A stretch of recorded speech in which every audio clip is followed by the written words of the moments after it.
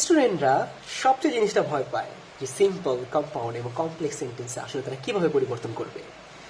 So আমি যখন student ছিলাম তখন আমার মনে হতো যে আমার অনেক বেশি রুলস পড়া লাগবে এবং রুলসগুলো মুখস্থ করবো এবং সেই অনুযায়ী এই জিনিসগুলো চেঞ্জ করব।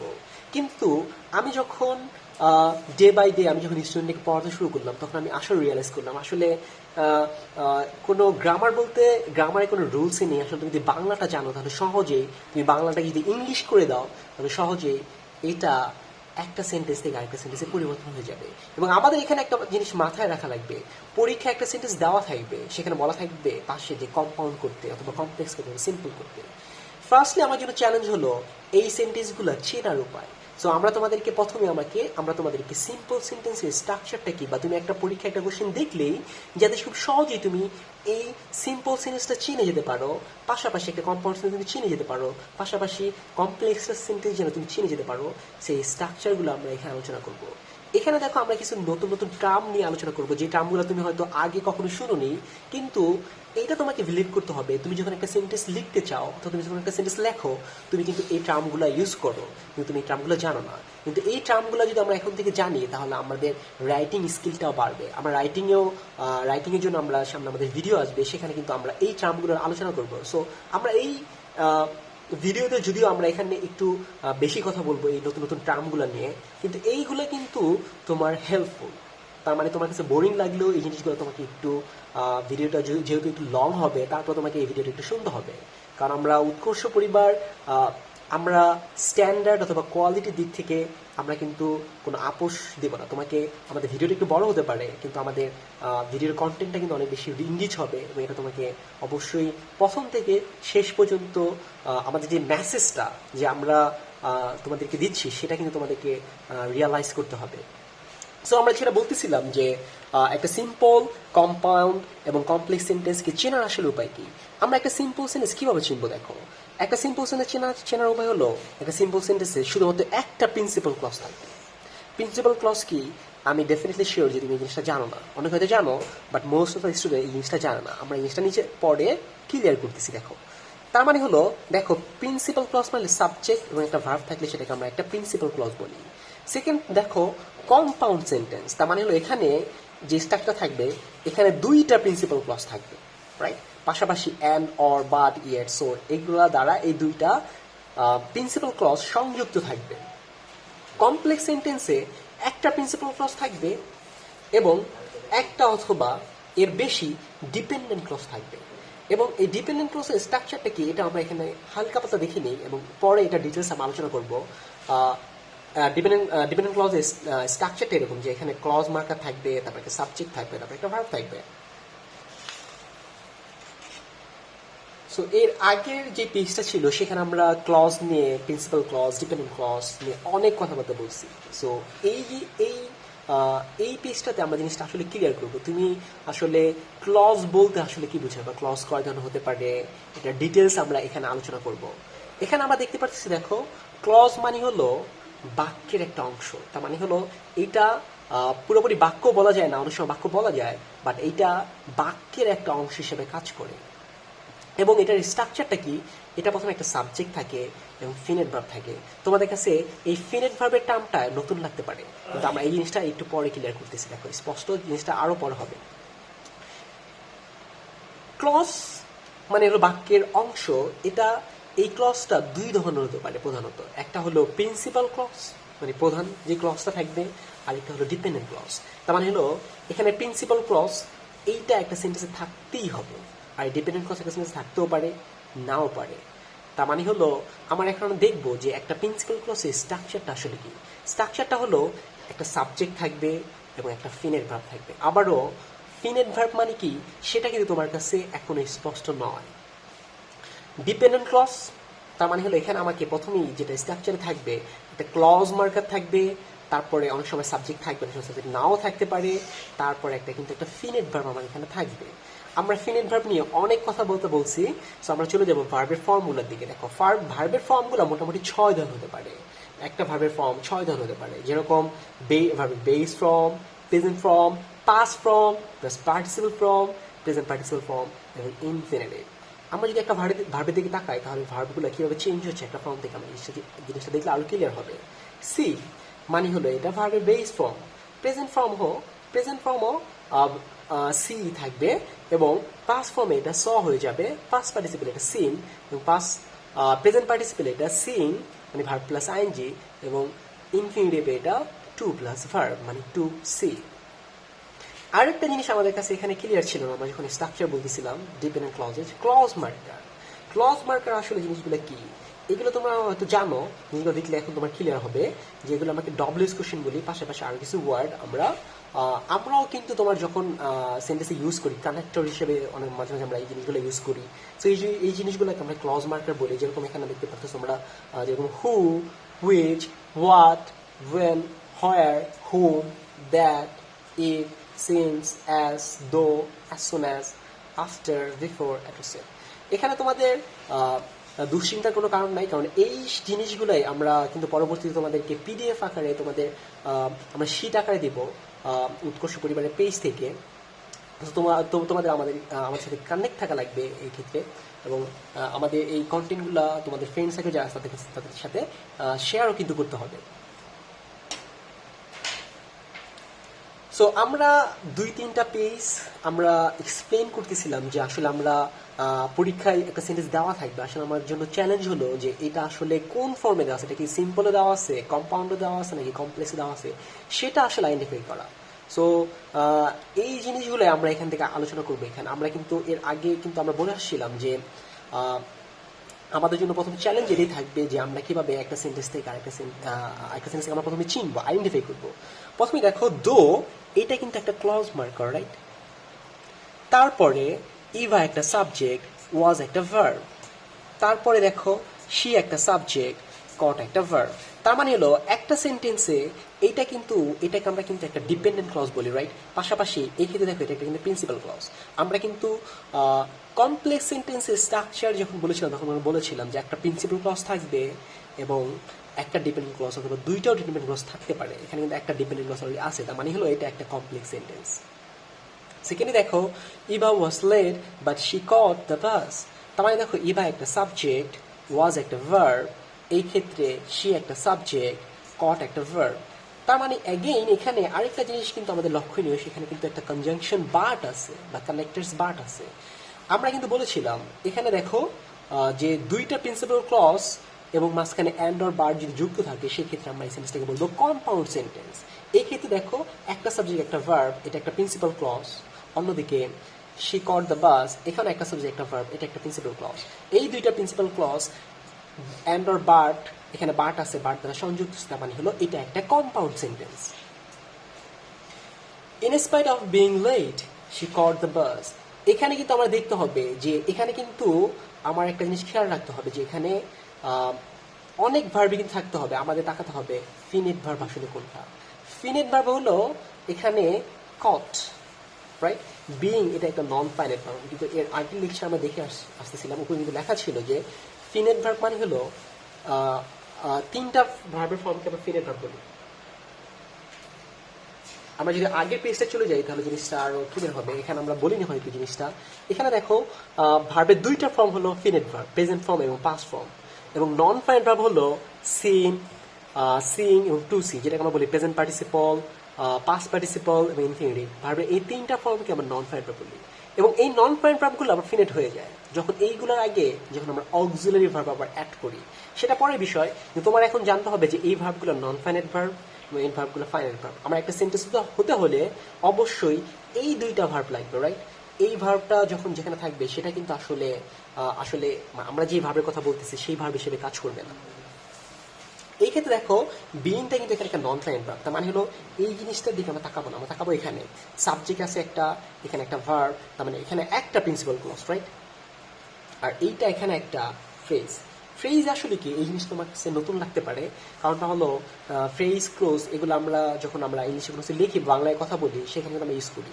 ফ্রেজ মানে শব্দগুচ্ছ, কতগুলো ওয়ার্ড পাশাপাশি বসে যখন একটা মিনিং, একটা অর্থপূর্ণ একটা মিনিং দেয়, সেই ক্ষেত্রে আমরা সেটাকে বলি ফ্রেজ। এখানে কিন্তু কতগুলো ওয়ার্ড পাশাপাশি বসে একটা মিনিং দিচ্ছে এবং এখানে সাবজেক্ট এবং ফাইনাইট ভার্ব নাই, এই কারণে এটা একটা ফ্রেজ। এইটা নিয়ে আমরা আসলে বদার না, আমরা বদার হলো এই পার্টটা নিয়ে। এখানে একটা সাবজেক্ট আছে, ভার্ব আছে, একটা প্রিন্সিপাল ক্লজ। আমরা বলেছিলাম যে প্রিন্সিপাল ক্লজে শুধুমাত্র একটা সিম্পল সেন্টেন্সে শুধুমাত্র একটা প্রিন্সিপাল ক্লজ থাকে, তার মানে এই সেন্টেন্সে একটা প্রিন্সিপাল ক্লজ আছে, এর মানে এটা একটা সিম্পল সেন্টেন্স।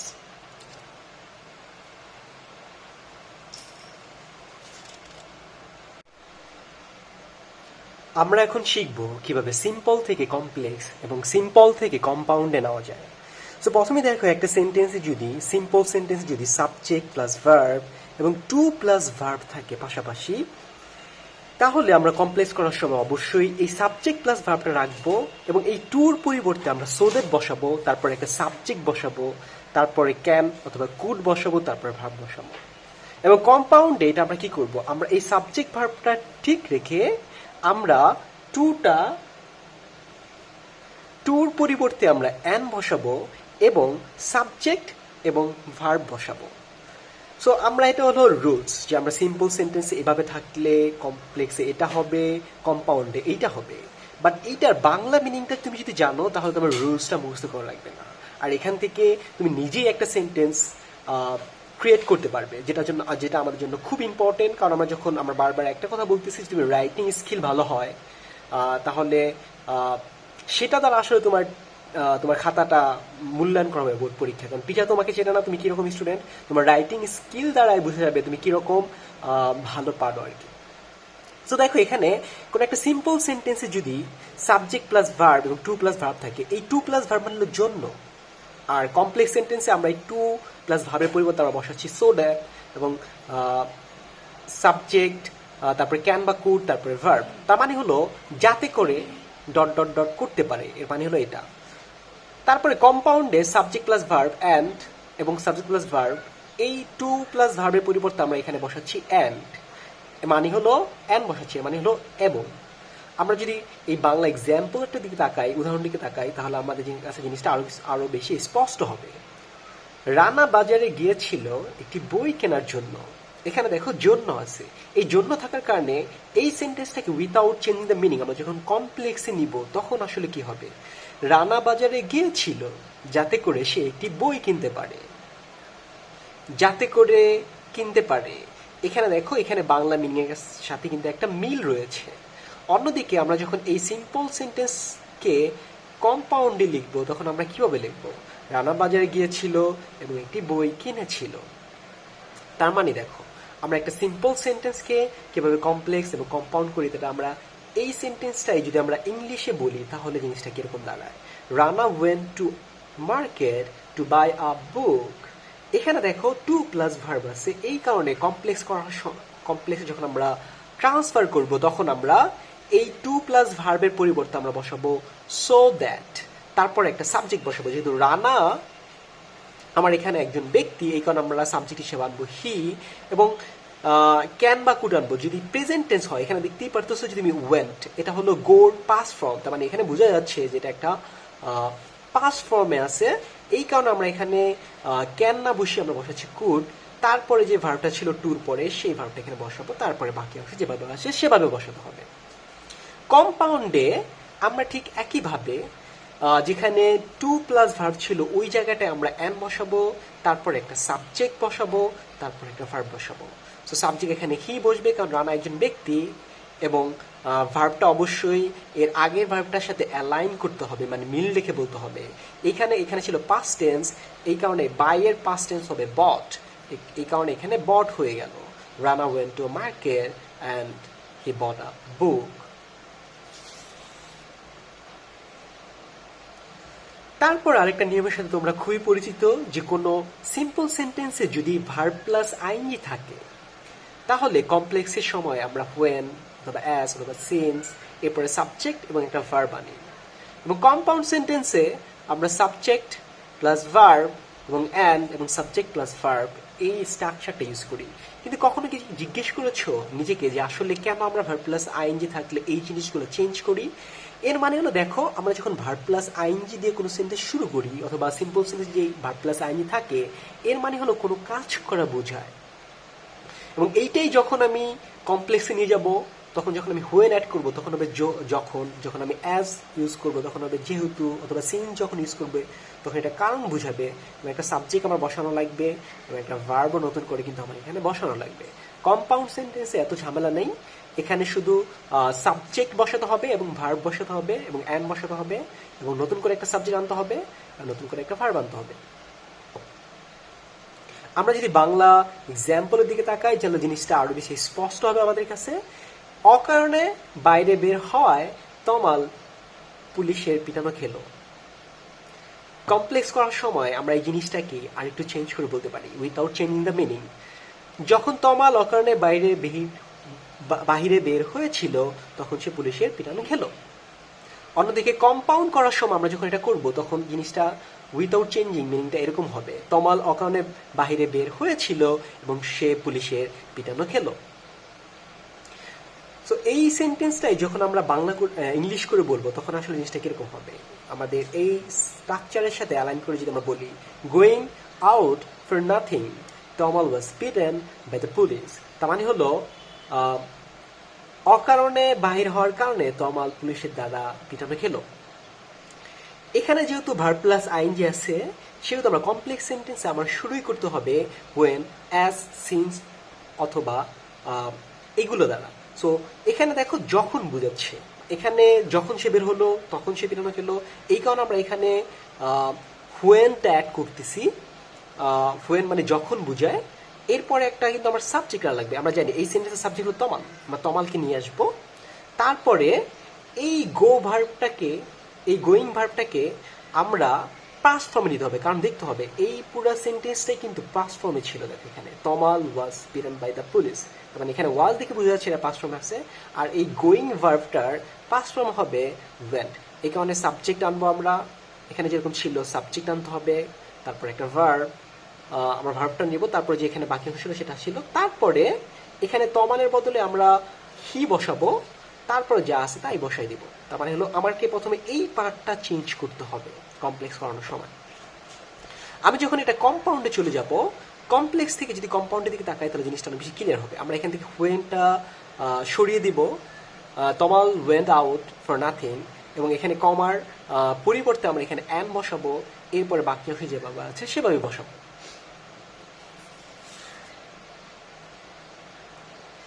আমরা আরেকটা রুলের সাথে খুবই পরিচিত, বা আরেকটা নিয়মের সাথে আমরা খুবই পরিচিত। এখানে বলা আছে যে ইনস্পাইট অফ অথবা ডিসপাইট, এর মানে হলো সত্ত্বেও বুঝায়। সো এটা যদি সিম্পলে থাকে তাহলে আমরা কমপ্লেক্সে অলদো, দো অথবা সাবজেক্ট প্লাস ভার্ব, এরপর একটা প্রিন্সিপাল ক্লজ থাকবে। কম্পাউন্ডে প্রিন্সিপাল ক্লজ থাকবে এবং অ্যান্ড থাকবে এবং প্রিন্সিপাল ক্লজ থাকবে। তার মানে হলো দুইটা প্রিন্সিপাল ক্লজ অ্যান্ড দ্বারা কম্পাউন্ড সেন্টেন্সে যুক্ত থাকবে।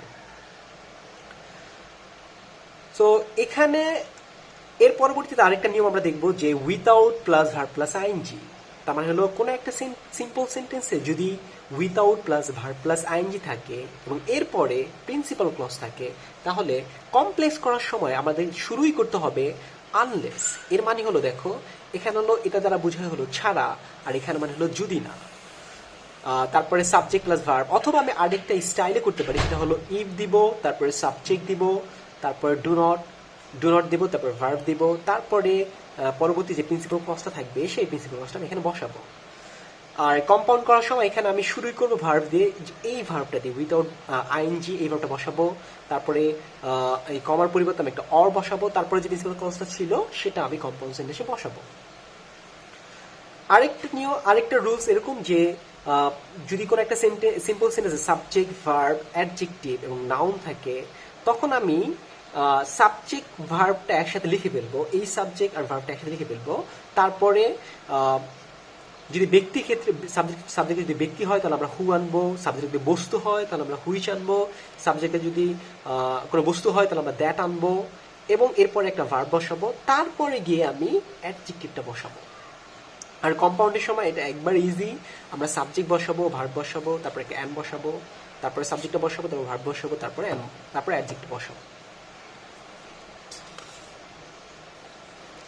আমরা যে তিনটা নিয়ম এর আগের পেজে শিখলাম, সো এইটা আমরা এখানে ইমপ্লিকেশনটা দেখবো। আসলে আমরা ওটা ছিল নিয়ম, আমরা এখান থেকে দেখার ট্রাই করবো আসলে বাংলা ইউজ করে কিভাবে আমরা জিনিসটা চেঞ্জ করতে পারি উইথাউট নোয়িং দ্য রুলস।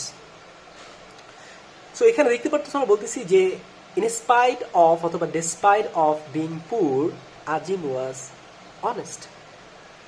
এই ক্ষেত্রে আমরা বলতেছি যে দো আজিম ওয়াজ পুর হি ওয়াজ অনেস্ট।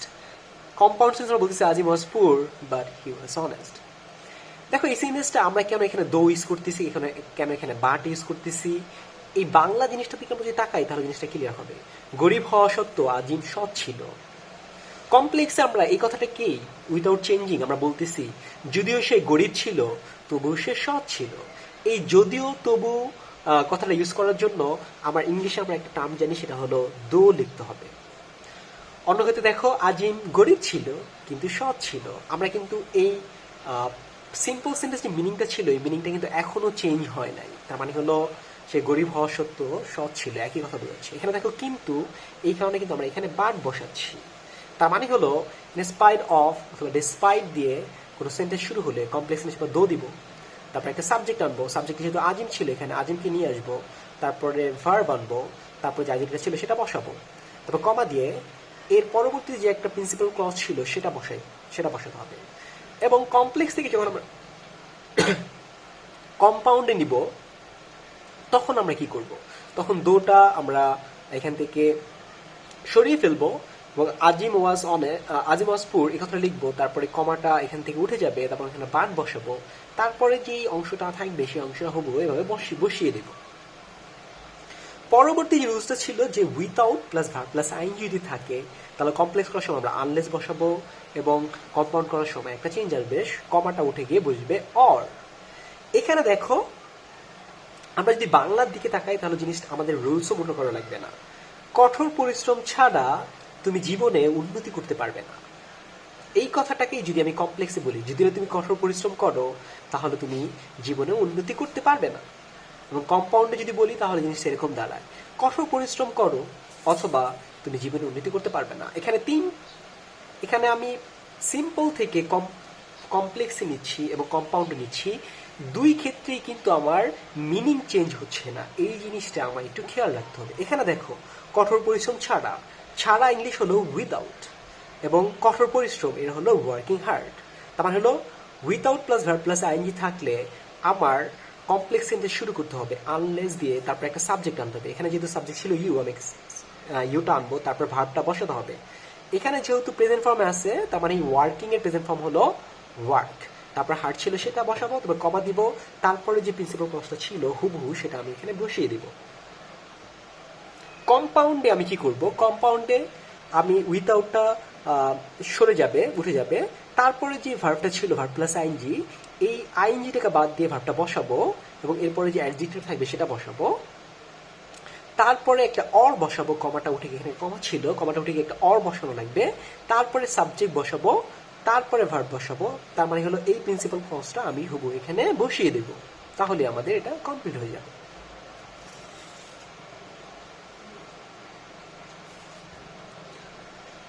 তারপরে এটা হয়তো আমরা পরিচিত এই রুলটার সাথে যে অ্যাট দ্য টাইম অফ অথবা অ্যাট দ্য এজ অফ অথবা ইন অথবা এর পাশাপাশি সিজন থাকলে, এরপরে একটা প্রিন্সিপাল ক্লজ থাকলে, এই সিম্পল সেন্টেন্সটাকে যখন আমরা কমপ্লেক্স করব তখন হোয়েন বসাবো, তারপরে সাবজেক্ট বসাবো, তারপর ভার্ব বসাবো, তারপর একটা কমা দিয়ে এই হুবহু প্রিন্সিপাল ক্লজটাই আমি এখানে বসাবো।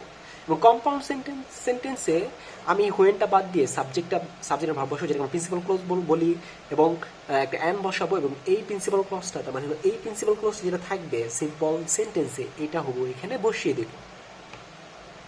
তারপর আরেকটা রুলস এরকম আছে, যেরকম subject plus verb too adjective plus to plus verb, এই নিয়মটার সাথে আমরা খুবই পরিচিত।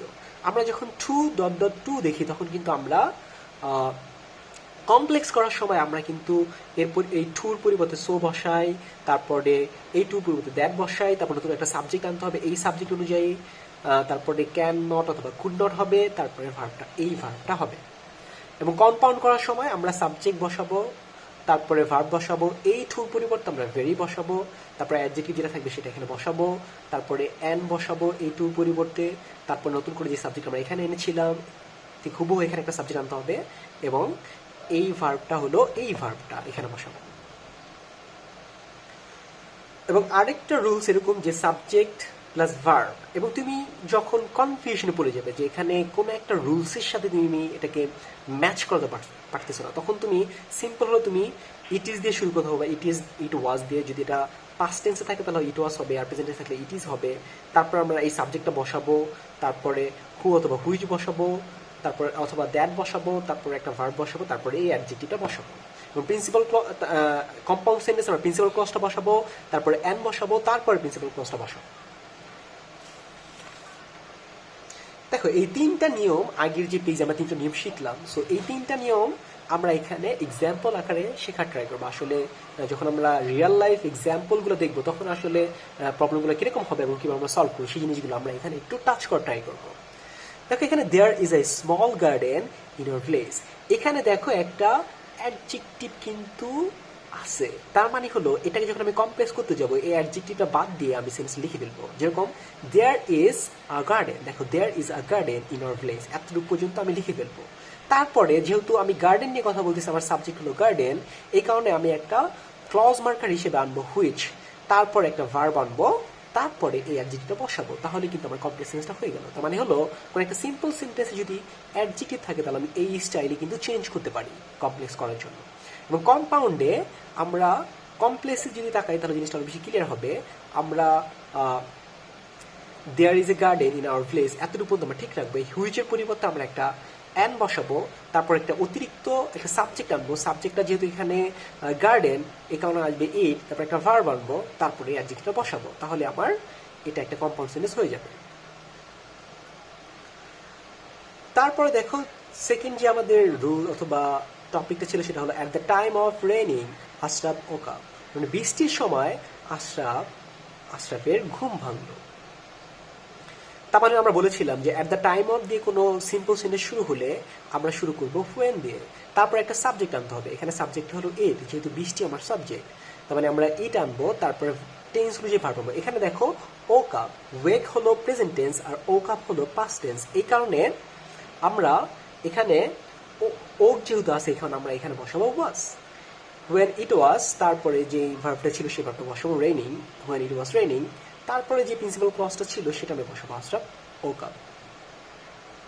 কম্পাউন্ড করার সময় এখান থেকে হোয়েনটা আমরা উঠিয়ে দিব, এই পুরো জিনিসটা আমার এখানে লিখতে হবে, তারপরে অ্যান বসাবো, তারপরে যে প্রিন্সিপাল ক্লজটা ছিল ঠিক হুবহু আমি এখানে এটা বসিয়ে দিব। Faisal is too weak to walk, Faisal হাঁটার জন্য খুবই দুর্বল। এই সেন্টেন্সটাই যখন আমরা কমপ্লেক্স করবো তখন আমরা কি করব, আমরা বলেছিলাম যে টুর পরিবর্তে আমরা সো বসাবো এবং এই টুর পরিবর্তে আমাকে দ্যাট বসাবো, তারপর একটা সাবজেক্ট আমার ফয়সাল যেহেতু ব্যক্তি আমরা সাবজেক্ট হিসেবে হি আনবো, তারপর আমরা বলেছিলাম যে আমাদের ক্যান নট অথবা কুড নট আসবে, যেহেতু এটা প্রেজেন্ট টেন্স এই কারণে আসবে ক্যান নট, তারপরে যে ভাবটা ছিল এই ভাবটা আমি এখানে বসাবো, তাহলে কিন্তু এটা কমপ্লেক্স সেন্টেন্সে চলে গেল। কম্পাউন্ডে আমি এটা কি করব, কম্পাউন্ডে আমি এই টুর পরিবর্তে আমরা বসাবো ভেরি এবং এই অ্যাডজেক্টিভটা বসাবো, তারপরে এই টুর পরিবর্তে বসাবো অ্যান্ড এবং নতুন করে একটা সাবজেক্ট আনবো হি, তারপরে টেন্স অনুযায়ী ক্যান নট অথবা কুড নট আসবে। এখানে যেহেতু প্রেজেন্ট টেন্স আছে এই কারণে এখানে হবে ক্যান নট, তারপরে ভার্বটা বসাবো। তারপর আমরা বলেছিলাম কোন একটা সেন্টেন্সে যদি শুধুমাত্র ভার্ব থাকে অথবা অ্যাডজেক্টিভ থাকে তাহলে এই সেন্টেন্সটাকে আমি যখন কমপ্লেক্স অথবা কম্পাউন্ড করতে গিয়ে আমার খুব সমস্যা পড়ে যাবে, বা আমি কোনো একটা রুলের প্যাটার্নে এটাকে গ্র্যাপ করতে না পারবো, তখন আমি এই স্টাইলটা ফলো করবো। যেরকম এখানে Asif is a good boy, এখানে শুধুমাত্র একটা ভার্বই আছে, সো এখানে আমি কি করবো ইট ইজ অ্যাড করবো, যেহেতু এখানে প্রেজেন্ট টেন্স আছে এই কারণে আমরা ইট ইজ দিয়ে শুরু করবো, ইট ইজ, তারপর সাবজেক্ট লিখবো, সাবজেক্ট আসিফ ছিল, তারপরে হুইজ দ্যাট আনবো, যেহেতু আসিফ একজন ব্যক্তি এই কারণে আমরা হু আনতেছি এখানে, এবং তারপর একটা ভার্ব বসাবো, ভার্বটা যেহেতু এখানে ইজ আছে এখানে ইজি বসাবো, তারপরে যে বাকি অংশ সেটা বসিয়ে দেবো। তার মানে হলো দাঁড়ায় এটা আসিফ একজন ভালো টিচার, এটা কমপ্লেক্স গেলে এটা অর্থ যেরকম যে এটা হয় আসিফ যে একজন ভালো টিচার। এটা কম্পাউন্ড করার সময় আমরা এখানে এই হুর পরিবর্তে অ্যান বসাবো, এবং যেহেতু সাবজেক্ট আসিফ ছিল এই কারণে হি বসাবো, তারপরে একটা ভার্ব বসাবো, ভার্ব যেহেতু ইজটা বসাবো, তারপরে বাকি অংশ যেভাবে আছে সেভাবেই বসাবো।